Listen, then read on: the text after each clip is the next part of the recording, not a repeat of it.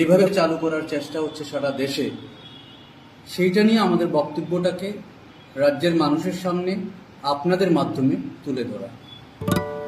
এছাড়াও এ রাজ্যের শিক্ষার হাল হকিকত যেভাবে চলছে, যে অবস্থা থেকে শিক্ষাটাকে নিয়ে যাওয়া হচ্ছে, তারও কিছু প্রাসঙ্গিক কথাবার্তা কমরেড সুকান্ত ব্যানার্জি আপনাদের সামনে তুলে ধরেছেন।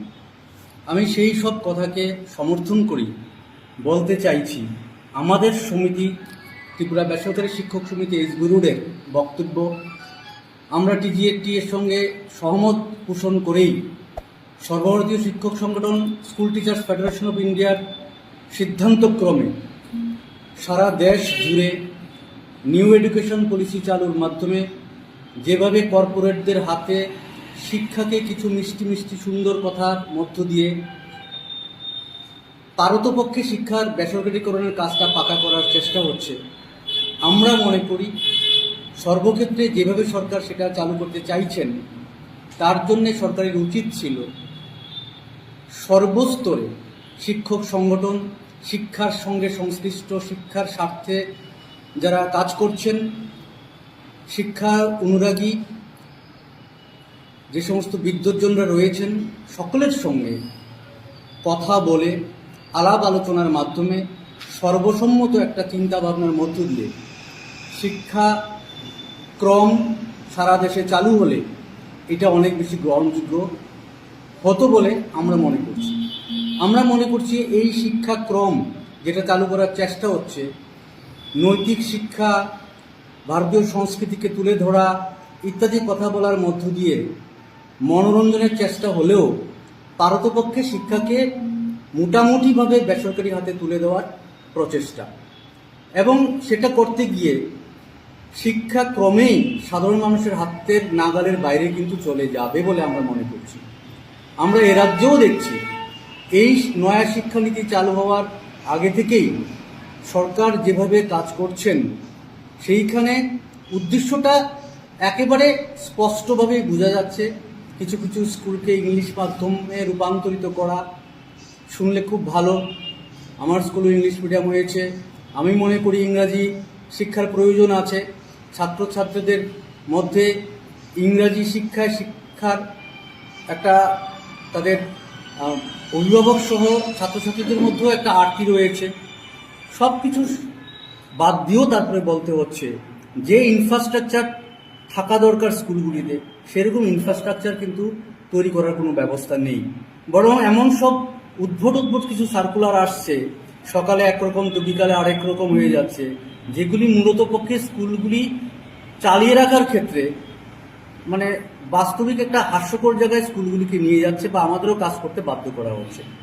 আমি মনে করি সুচিন্তিত, সুপরিকল্পিত চিন্তাভাবনার মধ্য দিয়ে যদি দপ্তর এগোয়, একটা প্ল্যান মাফিক কাজকর্ম করে সিদ্ধান্ত যদি তারা নেয়, সর্বসম্মত সিদ্ধান্ত, তাইলে এরকমভাবে সকালে একরকম সার্কুলার, বিকালে আরেক রকম সার্কুলারের প্রয়োজন হয় না।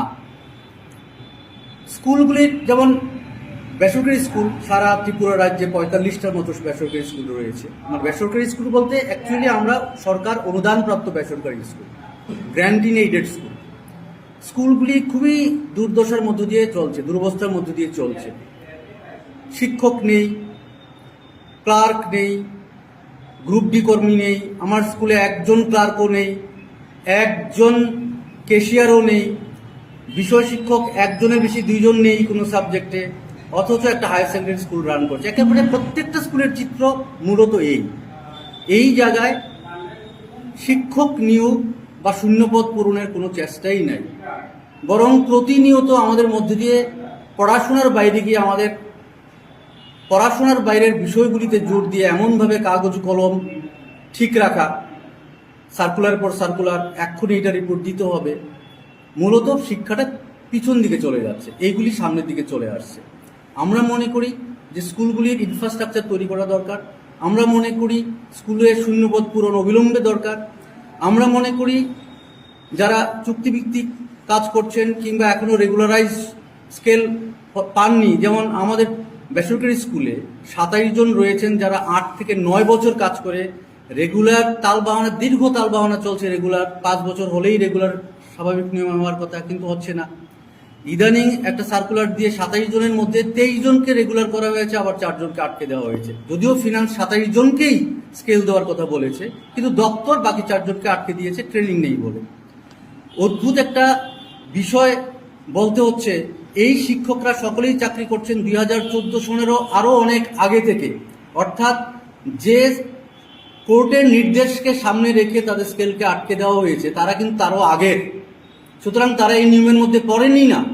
কোর্টের নিয়মে কোর্ট তো 2014 সনের 7 মার্চ রায় দিয়েছেন, তারা তো তার অনেক আগে থেকে চাকরি করছেন, ফলে তারা কিন্তু এই রায়ের মধ্যে আসেনি না, অথচ তাদের স্কেল দেওয়া হলো না, 4 জনের স্কেল আটকে দেওয়া হলো।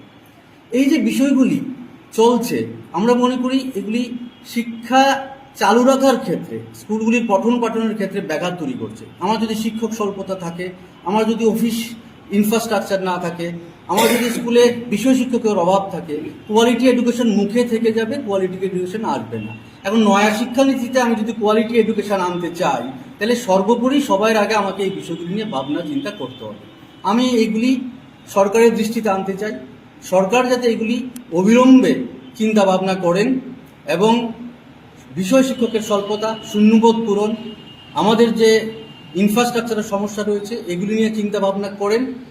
তারপর জাতীয় শিক্ষাক্রম নিয়ে নিশ্চয়ই আলোচনা আরও পরিসরে করা উচিত, করে একটা সর্বসম্মতিক্রমে আমরা মনে করি তার যে ভালো বিষয়গুলি আছে আমরা তাকে সমর্থন করছি, কিন্তু যেভাবে এইটা মূলত বেসরকারীকরণের দিকে নিয়ে যাচ্ছে শিক্ষাকে, এই দিকটাকে আমরা মনে করছি যে আগামী দিনে একটা ভয়ঙ্কর অবস্থার মধ্যে দিয়ে আমাদের অভিভাবকদের পড়তে হবে। তারা তাদের ছেলে মেয়েদের এত টাকা পয়সা খরচ করে পড়াতে পারবেন না, ফলে আমাদের রাজ্যটা শিক্ষা যেভাবে একটা সময় এগিয়ে গেছিল, এখন কিন্তু আস্তে আস্তে অনেকটাই পিছিয়ে যাবে।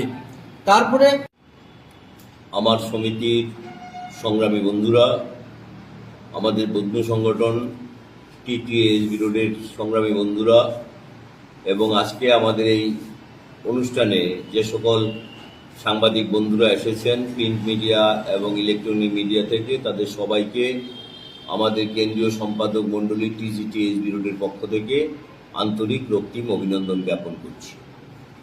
আমরা 2019 সালের 31শে মে কেন্দ্রীয় সরকার 483 পৃষ্ঠার যে খসড়া শিক্ষানীতি চালু করেছিল এবং যা পরবর্তী সময়ে 1920 সালের 29শে জুলাই 60 পৃষ্ঠার সংক্ষিপ্ত করে শিক্ষানীতি গ্রহণ করে, এই শিক্ষানীতির কিছু দুর্বলতার দিক আমরা তুলে ধরতে চাইছি এবং এইটাকে আমরা আরও বেশি মডিফাইড না করে যাতে চালু না করা হয়, এই বক্তব্যই আমরা রাখার জন্য চেষ্টা করছি। এই বক্তব্য আমরা আশা করি আপনাদের পত্রিকা এবং প্রিন্ট মিডিয়ার মাধ্যমে আপনারা মানুষের কাছে তুলে ধরবেন, এই প্রত্যাশা রেখে আমি আমার আলোচনা শুরু করছি। কয়েকটা রাজ্যকে তার আতুরঘর হিসেবে ব্যবহার করতে চাইছে, যেমন গুজরাট, আমাদের এই রাজ্য ত্রিপুরাও। গুজরাটে আমরা দেখছি যে নয়া শিক্ষানীতির কুফলের ফলে সরকারি বিদ্যালয় থেকে বেসরকারি বিদ্যালয়ে প্রায় 80% ছাত্র চলে যাচ্ছে, অথচ কেরল রাজ্যে যেখানে বামপন্থা সরকার আছে, ওইখানে আমরা দেখছি নয়া শিক্ষানীতি গ্রহণ না করেও উন্নত মানের শিক্ষা ব্যবস্থা চালু আছে এবং ওইখানে সরকারি শিক্ষা ব্যবস্থার মধ্যে বেসরকারি শিক্ষা ব্যবস্থা থেকে ছাত্ররা চলে আসার জন্য চেষ্টা করছে এবং চলে আসছে, এবং শিক্ষায় সরকারি পরিকাঠামো উন্নত মানের পরিগণিত হচ্ছে। ত্রিপুরার ক্ষেত্রে আমরা যারা দেখছি এটাকে আতুরঘর হিসেবে ব্যবহার করে এখানে একটা শিক্ষার বেসরকারীকরণের মূল উদ্দেশ্যে শিক্ষাকে পরিচালনা করার জন্য চেষ্টা করছে। শূন্যপদ পূরণ করা হচ্ছে না, শূন্যপদ প্রতিদিন বিলুপ্ত করার জন্য চেষ্টা হচ্ছে। এখন পর্যন্ত প্রায় 3100 পোস্ট অ্যাবলিস্ট করা হয়েছে, যেগুলির মধ্যে আর নতুন নিয়োগ করা সম্ভব হবে না। ইদানিংকালে আমাদের মন্ত্রী পরিষদের সভায়, ক্যাবিনেট সভায় ত্রিপুরার ডাটা সেন্টার পলিসি 2021 গ্রহণের কথা সিদ্ধান্ত হয়েছে এবং বিভিন্ন বিদ্যালয়ে, সরকারি বিদ্যালয়ে মহেন্দ্রা, টেক মহিন্দ্রা ও বাইজুসকে কাজকর্ম করতে দেওয়ার প্রস্তুতি গ্রহণ করা হচ্ছে। এছাড়াও সরকারি বিদ্যালয়গুলিতে ঢালাও বেসরকারেরা আশঙ্কা করছে সমিতি এছাড়াও গত 3 বছর ধরে চলছে ব্যাপক শিক্ষক বদলি। শিক্ষার সুস্থ পরিবেশ বজায় না রেখে উত্তর ত্রিপুরা থেকে দক্ষিণ ত্রিপুরা, দক্ষিণ ত্রিপুরা থেকে উত্তর ত্রিপুরা, আগরতলা থেকে জম্পুই পাহাড় সারা বছর ধরেই চলছে এই বদলি। এবং আক্রোশমূলকভাবে কিছু রাজনৈতিক প্রতিফলন ঘটানোর জন্য আমরা দেখছি একটি বিশেষ সংগঠনের শিক্ষক কর্মচারীদেরকে দূর দূরান্তে বদলি করার প্রচেষ্টা চলছে এবং তা জারি আছে। এতে করে আমরা মনে করি শিক্ষা ব্যবস্থা মুখ থুবড়ে পড়ছে এবং শিক্ষক শিক্ষিকা যারা মহিলা গুরুতর অসুস্থ নির্বিশেষে সকাইকে দূরবর্তী স্থানে অমানবিকভাবে বদলি করা হচ্ছে। একটু পড়ো, একটু খেলো জাতীয় ব্যবস্থাপনার মাধ্যমে 3য় শ্রেণী থেকে 8ম শ্রেণী পর্যন্ত একই বিষয়ে পড়াতে হয়েছে, যা হাস্যকরভাবে শিক্ষার সরলীকরণ বলা যায়। তো এই কথাগুলি আমরা বললাম এবং এতে করে আমরা মনে করি নয়া শিক্ষানীতি যেটা চালু করা হচ্ছে এটাকে বাতিল করা অবিলম্বে প্রয়োজন এবং আমাদের সর্বভারতীয় শিক্ষক সংগঠন STFI সারা ভারতবর্ষব্যাপী আজকে তার বিরুদ্ধে বিক্ষোভ সংগঠিত করছে। আমরাও রাস্তা নামে বিক্ষোভ করার জন্য প্রস্তুতি নিচ্ছিলাম, কিন্তু যেহেতু আমাদের রাজ্যে 4 তারিখ পর্যন্ত, নভেম্বরের 4 তারিখ পর্যন্ত 144 জারি ছিল, যদিও বর্তমানে নেই, তুলে দেওয়া হয়েছে, কিন্তু তা সত্ত্বেও আমরা সিদ্ধান্ত গ্রহণ করেছিলাম যে আমরা সাংবাদিক সম্মেলন করে এই শিক্ষানীতির বিরুদ্ধে আমাদের বক্তব্য তুলে ধরবো আপনাদের মাধ্যমে এবং এটা জনগণের মধ্যে পৌঁছে আপনারা দেবেন। তাই আমরা আজকে সাংবাদিক সম্মেলন করে এই কথাগুলি আপনাদের সামনে রাখলাম। আমার সঙ্গী আমাদের ভাতৃপ্রতিম সংগঠন, শিক্ষক সংগঠন TTS বিরুর আছে এবং আমার সহ সম্পাদক এবং অন্যান্য কেন্দ্রীয় সম্পাদক মন্ডলীর নেতৃত্ব আছেন, তারা তাদের বক্তব্য থাকলে কথা বলবেন। এইটুকু বলেই আমি আবার আগামী দিন কি কোনো ধরনের কর্মসূচি নেবেন? বৃহত্তর কর্মসূচি যদি কেন্দ্রীয় সরকার তার এই সিদ্ধান্ত পরিবর্তন না করে, তাহলে আমরা STFI এর সহযোগিতায় আমরা রাজ্যে রাজ্যে আরো বৃহত্তর সংগ্রাম সংগঠিত করার জন্য চেষ্টা করব। এইটুকুই আমি বললাম। কে কে আছে এখানে আজকে সাংবাদিক সম্মেলনে আমি সাধারণ সম্পাদক কমরেড সুকান্ত ব্যানার্জি, TTR আমাদের বেসরকারি শিক্ষক সমিতির সাধারণ সম্পাদক কমরেড নন্দন চক্রবর্তী, আমাদের ত্রিপুরা সরকারি শিক্ষক সমিতি SB রোডের সহ সাধারণ সম্পাদক কমরেড শৈবাল রায়, আমাদের কেন্দ্রীয় সম্পাদক মণ্ডলীর অন্যতম সদস্য মোহাম্মদ মহফিজ উদ্দিন মিয়া, আমাদের কেন্দ্রীয় সম্পাদক মণ্ডলীর অন্যতম সাংগঠনিক সম্পাদক কমরেড লোকরঞ্জন চন্দ, TTR অন্যতম নেত্রী সঙ্গীতা সেনগুপ্তা আর ভাইস প্রেসিডেন্ট নারায়ণ সেন এবং vice president TTR vice president Narayan Sen. সাংবাদিক সম্মেলনে TGT SB রুট এবং TTR নেতৃবৃন্দ উপস্থিত, আমার সাংবাদিক বন্ধু যারা এখানে আছেন, ইলেকট্রনিক মিডিয়া এবং